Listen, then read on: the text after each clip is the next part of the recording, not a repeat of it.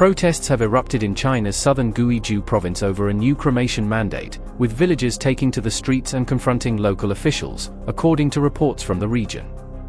One report says China has seen roughly a 70% increase in rural protests since last year, suggesting that discontent in the countryside is rising sharply as more people push back against unpopular local policies.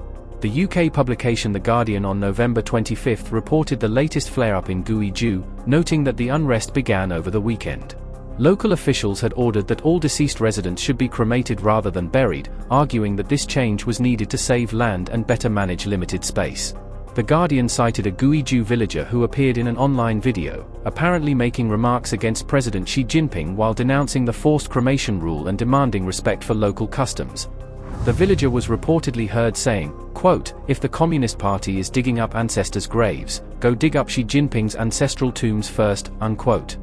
Most locals in the affected village belong to the Miao community, an ethnic minority in this relatively poor province that has long held on to distinct cultural traditions. According to The Guardian, Miao tradition dictates that the deceased should be buried rather than cremated, making the new rule a direct challenge to deeply rooted beliefs about honoring ancestors. On November 25, amid mounting protests, authorities clarified that the cremation order was based on a 2003 national law, insisting they were simply enforcing long-standing regulations rather than inventing new rules. In recent years, China has reportedly struggled with increasingly crowded cemeteries and a broader shortage of available land, especially around growing towns and cities.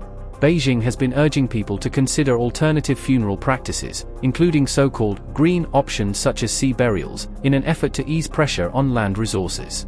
However, for many rural people in China, traditional burials remain a core part of their culture and identity, so any attempt to replace them with mandatory cremation can feel like an attack on their way of life.